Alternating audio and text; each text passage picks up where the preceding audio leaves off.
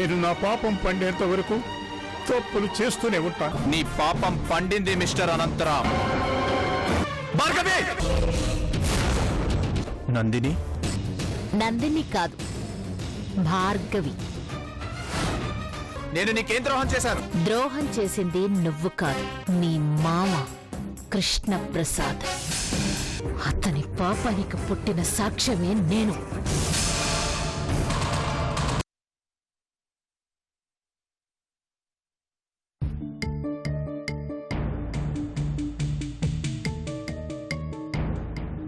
ఆ కృష్ణప్రసాద్ వల్ల నా తల్లి మోసపోయింది.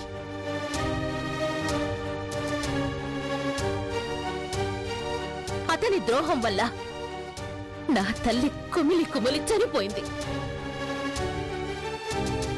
అతని పాపానికి పుట్టిన సాక్ష్యమే నేను.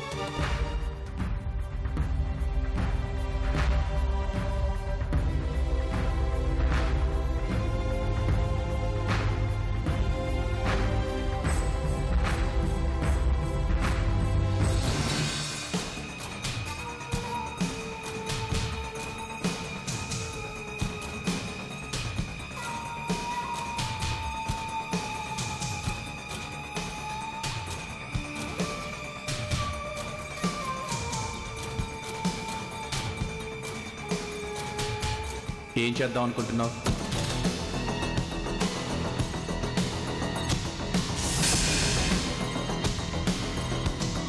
ఇంతకాలం నువ్వు తప్పు చేశావని నిన్ను తప్పుపడుతున్న మీ మామగారే అసలు దోషి అని తెలిసింది కదా. ఇప్పుడేం చేస్తావు? అదే అర్థం కావట్లేదు. అయినా భార్గవి చెప్పిందంతా నిజమని ఎందుకు నమ్మాలి? అబద్ధం చెప్పాల్సిన అవసరం ఏముంది రాజా? వాళ్ళ అమ్మ ఫోటోతో సహా నీకు చూపిస్తూ ఉంటే నమ్మకుండా ఎలా ఉంటావు? అయినా ఏ కారణం లేకుండా ఎందుకంత పగ సాధిస్తుంది చెప్పు? బహుశా అంకుల్ గురించి తనకు తెలుసుండకపోవచ్చు. ఆయన చాలా మంచి మనిషి. మంచి చెడులనేవి మనిషిని బట్టి కాదు, అవసరాన్ని బట్టి మారుతూ ఉంటాయి. నీకు తెలిసిన మనిషిలో మంచిని మాత్రమే చూశావు.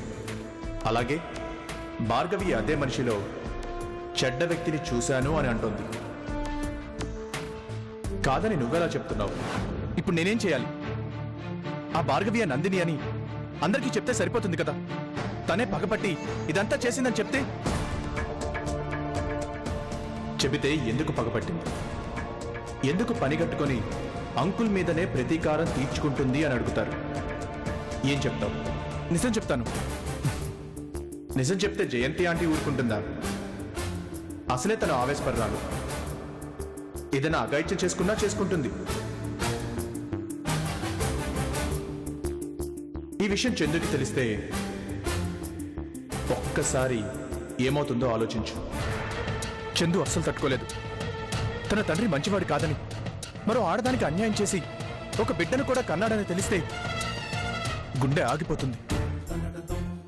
ఖచ్చితంగా అదే జరుగుతుంది. ఇప్పుడు నువ్వు తొందరపడకు. నువ్వు ఏమాత్రం తొందరపడినా కొన్ని జీవితాలు తల్లకిందులవుతాయి. కానీ నేను ఊరుకున్నా భార్గవి ఊరుకోదు. పని కట్టుకుని నరేంద్ర గారి కంపెనీని కొనేసింది. అటు జయంతి ఆంటీ కంపెనీని నేలమట్టం చేసింది. ఇటు నా పరువు తీసింది. అంకుల్ దృష్టిలో నన్ను ఒక విలని చేసింది. ఆవేశంలో ఉన్న వాడికి ఆయుధం దొరికితే నరుక్కుపోయినట్టు ఆ భార్గవి అందరి జీవితాల్ని నరికేస్తోంది. అందుకే ముందు నిజానిజాలు తెలుసుకునే పనిలో ఉండు. ఇది ఎవరి దగ్గర చెప్పినా ప్రాబ్లమే. కానీ ఎంతకాలం దాచుకోవాలి? ఆ భార్గవిని చూస్తుంటే పగపగమంటే అగ్నిపర్వతంలా ఉంది. ఎంతకాలం అగ్నిజ్వాలలు బయటికి రాకుండా ఉంటాయి? ఎంతకాలం కాపాడగలను? నేనేం చేయాలి?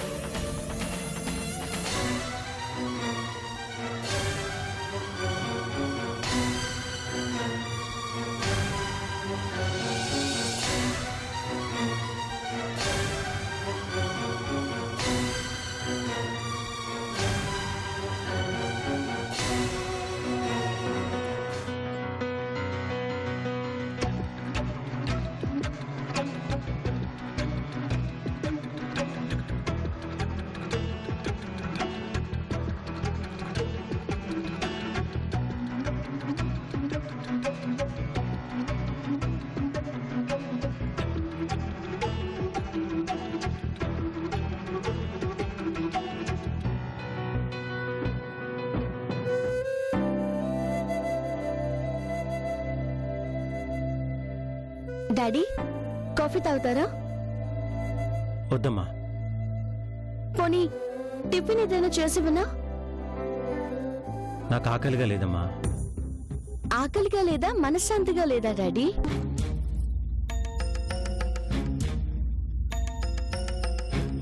నాకు తెలుసు డాడీ మీరెందుకు బాధపడుతున్నారు. అమ్మ మిమ్మల్ని అంత మాట అంది అనేగా. ఇందులో మీ అమ్మ తప్పేం లేదమ్మా. తనకి నేనంటే ప్రేమ ఉంది కాబట్టి అంతటితో ఆగింది. అదే ఇంకొకరైతే చాలా చేసేవారు. ఎక్కడో కొండంత ఎత్తులో ఉన్న వాళ్ళని ఒక్క సంతకంతో పైనుంచి కిందకి లాగేశాను. మీరు కావాలని చేయలేదు కదా డాడీ. కావాలని చేయకపోయినా జరిగింది మాత్రం నిజమేగా. ఆ కాంట్రాక్ట్ కంటిన్యూ చేయాలి అంటే ఆస్తులు అమ్ముకుని రోడ్డుని పడాలి, లేదంటే బ్లాక్ లిస్ట్లో పెడతారు. ఇన్నాళ్ల అనుభవం, గుడ్ విల్ అన్నీ సర్వనాశనం అయిపోతాయి. ఐఎస్ఓ సర్టిఫైడ్ కంపెనీ ఇలాంటి స్టేజ్కి పడిపోయింది అంటే ప్రైవేట్ వర్క్స్ కూడా రావమ్మా. ఒక రకంగా కంపెనీ నిలువున కుప్ప కూలిపోయినట్టేనమ్మా. నా చేతులారా నాశనం చేసిన దాన్ని మళ్ళీ ఎలా బాగు చేయాలని ఆలోచిస్తున్నానమ్మా. ఎంత ఆలోచించినా దారి కనిపించడం లేదు. ఇందులో ప్రతి అక్షరంలోనూ ప్రతి పదంలోనూ ఆ కృష్ణప్రసాద్ ఎలాంటి వాడో తెలుస్తుంది. ఇంత మంచి మనిషిలా కనిపించే మీలో మరో మనిషి ఉన్నాడు అంకుల్. మీరు నిజంగా ఆ సౌందర్యకి అన్యాయం చేశారా? భార్గవి నిజంగానే నీకు కన్న కూతురా? చందు మీద ఇంత ప్రేమ చూపించే మీరు ఆ బిడ్డ మీద ఎందుకంత నిర్లక్ష్యం చూపించారు?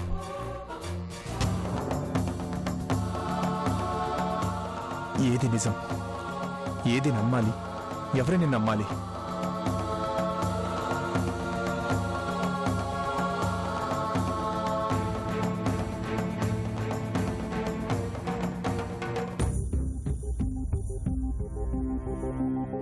వచ్చారా? రండి.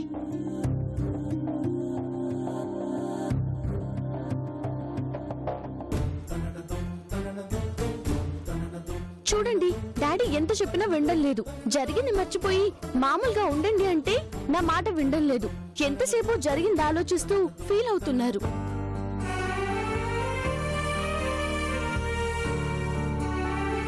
మీరెందుకంటే ఫీల్ అవుతారు? మీరే తప్పు చేయలేదు. ఆ కాంట్రాక్టర్ విషయంలో కూడా మీ తప్పు లేదు. ఇదంతా ఎవరో కావాలని చేసిందే. డాడీ ప్లీజ్, మీరొచ్చు కాకపోతే రేపైనా మీరేంటో అందరికీ తెలుస్తుంది. మీ గొప్పతనం అందరూ అర్థం చేసుకుంటారు.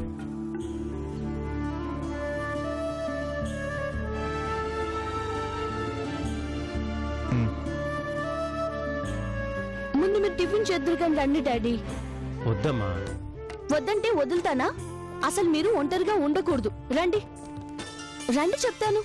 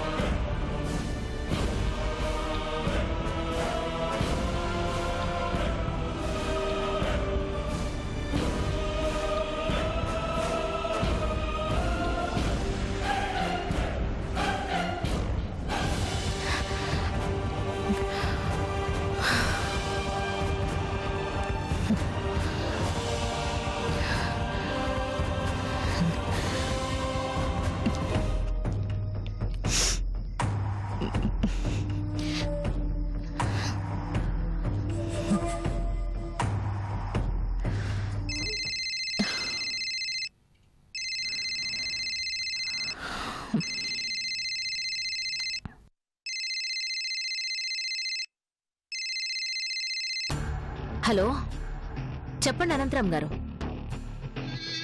మీరేం భయపడకండి. ఆ రాజా ఏం చేయలేడు, మీ జోలికి రాడు. ఎందుకంటే నా గురించి తెలుసుకోవడానికి మిమ్మల్ని కదిలించాడు గాని నేను ఎవరో తెలిసాక మీ జోలికి అస్సలు రాడు. అంతగా ప్రాబ్లం అయితే మన ఆఫీస్కి వస్తాడు, అంతేగా. You don't worry. నేను మళ్ళీ కాల్ చేస్తాను. బాయ్. అమ్మా, జ్యూస్. గుడ్ ఆయమ్మా. నేను సంతోషంలో ఉంటే ఏం తీసుకుంటానో, బాధలో ఉంటే ఎలా ఉంటానో, కోపంగా ఉంటే ఏం చేస్తానో మీకు బాగా తెలుసు. ఇవన్నీ బాగానే తెలుసుకున్నానమ్మా. కాని నువ్వెప్పుడు ఎలా ఉంటావో మాత్రం తెలుసుకోలేకపోతున్నాను. అదే నాకు ఇబ్బందిగా ఉందమ్మా. ఇబ్బంది ఎందుకు? నేను ఎలా ఉన్నా నీ జోలికి రాను కదా. నువ్వే కాదు, ఎవ్వరైనా నా దారికి అడ్డుగా రానంతకాలం నేనేం చెయ్యనాయమ్మా.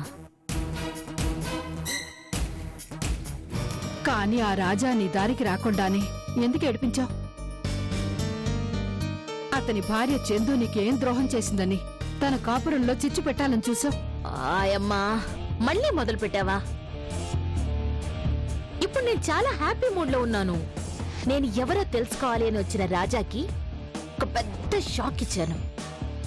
నేనే నందిని అని తెలుసుకుని ఎంత ఆశ్చర్యపోయాడో తెలుసా? తను దేవుళ్లా కొలిచే మామగారు మరొక ఆడదాన్ని మోసం చేశాడనే నిజం తెలియగానే గుండె జారిపోయింది పాపం. నువ్వు చేస్తోంది తప్పో ఒప్పో ఒక్కసారి ఆలోచించి చూడు. నీకు నిజంగా ధైర్యం ఉంటే మీ నాన్నని నిలబెట్టి ఎందుకు మా అమ్మకు ద్రోహం చేశావు అని అడుగు. అంతేగాని ఇలా మధ్యలో వాళ్ళని ఎందుకు హింసిస్తాం? నిన్నటిదాకా భార్యాభర్తల మధ్య గొడవలు ఎలా తేవాలా అని చూసాం. ఆ తర్వాత ఆ అనంతరాముని ప్రయోగించి కోర్టులో బ్రతికే వాళ్ళని కూటికి లేకుండా చేశావు. ఏంటమ్మా ఇదంతా? నువ్వేమీ తప్పు చేస్తున్నట్టు నీకు అనిపించటం లేదా? మా అమ్మకు ఆ కృష్ణప్రసాద్ అన్యాయం చేశాడు. అది మా అమ్మతో పోలేదు, నా జీవితం మీద కూడా దాని ప్రభావం ఉంది. అందరూ పిల్లలతో ఆడుకుంటూ ఉంటే నేను జైల్లో చీకటి గదిలో మగ్గిపోయాను. ఊహ వచ్చాక చైల్డ్ హోంలో అనాథల మధ్య బ్రతికాను. మరి నేనేం పాపం చేశాను? మా అమ్మకి ఆ కృష్ణప్రసాద్కి మధ్య ప్రేమే ఉందో పగే ఉందో వాళ్ళిద్దరూ చూసుకోకుండా నా జీవితం ఎందుకు నాశనం చేశారు? ఈ రోజు మా అమ్మ ఈ ఆస్తి నాకు ఇవ్వకపోయి ఉంటే నా జీవితం ఏమయ్యేది?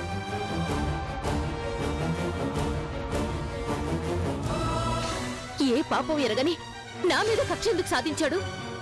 ఇది నేరం కాదా? నేను పుడతాను అని అడగలేదే, నన్ను కనండి అని అడగలేదే. నా పుట్టుకకు కారణమైన మనిషి నన్నెందుకు నిర్లక్ష్యం చేశాడు? ఇది న్యాయమా?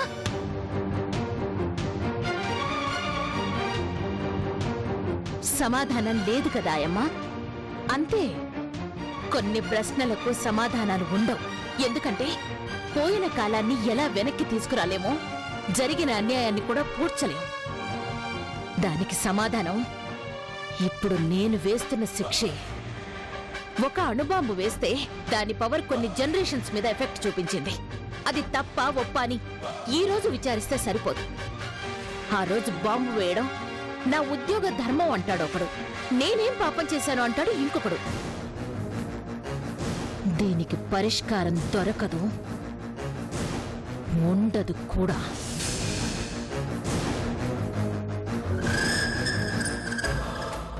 అన్యాయమైంది నేను.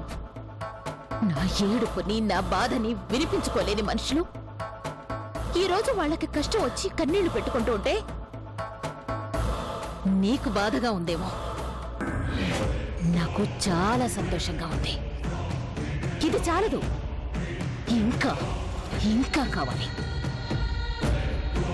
వాళ్ళు నాశనం అయిపోవాలి, నేనే వాళ్ళని నాశనం చెయ్యాలి.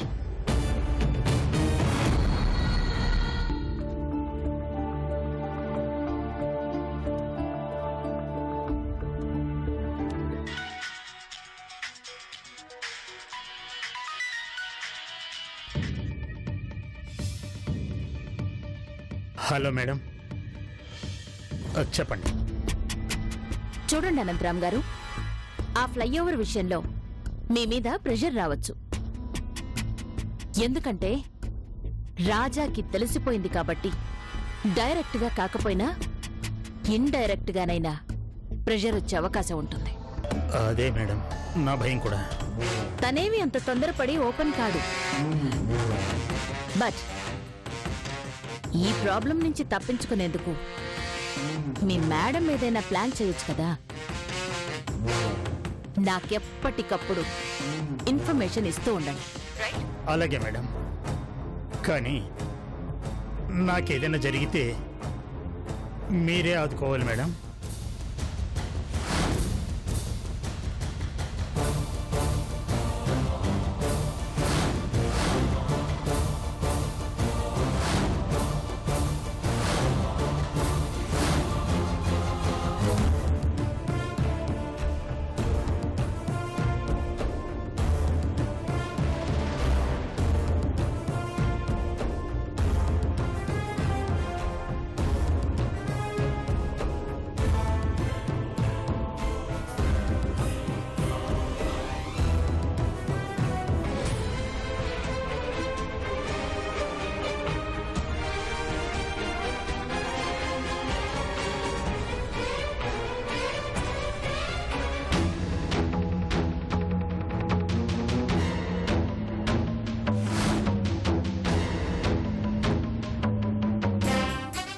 నన్ను నమ్ముకున్న వాళ్ళకి అన్యాయం చెయ్యననంతరామ్ గారు.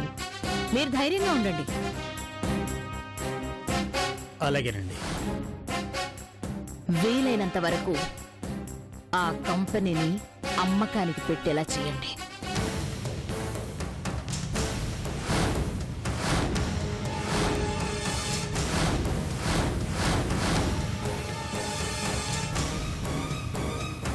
ఓకే? అలాగేనండి. ఉంటానండి.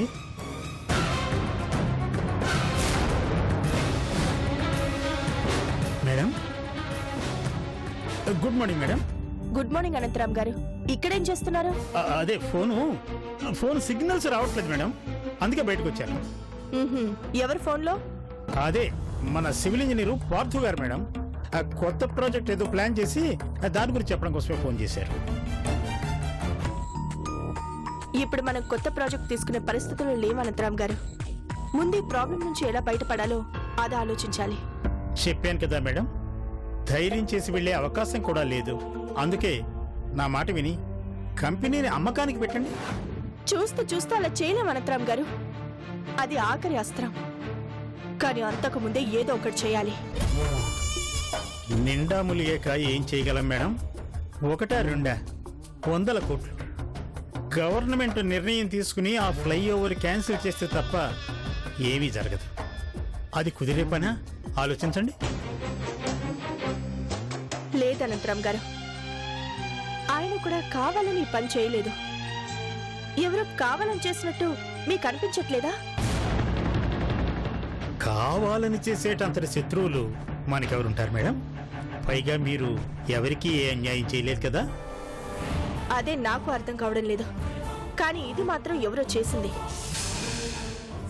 ఎంత నాగ్గా చేశారో చూడండి. 1,50,000 కోట్ చేస్తే ఆ 1 అనే డిజిట్ ని మాత్రం తప్పించారు. నెంబర్ అయితే మిస్ చేశారు కానీ అక్షరాల్లో కూడా రాస్తారు కదా మేడం, అది ఎలా కుదురుతుంది? ముందు 1 lakh అనే పదం తొలగించడం కుదరలేదా? ఇది చేసిన మనిషికి అది చేత కదా.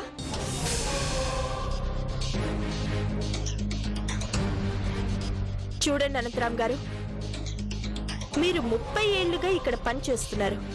ఈ కంపెనీ గురించి మీకు బాగా తెలిసి ఉంటుంది. కొంపదీసి నేనే చేశానంటుందా? ఇది ఎవరి పని అనేది తెలుసుకునే బాధ్యత మీది. ఎందుకంటే ఇది కృష్ణ గారి పొరపాటు కాదు అని నా అభిప్రాయం. నాన్నగారి నమ్మకం కూడా. అది మీరే తెలుసుకోవాలి. ప్రయత్నిస్తాను మేడం.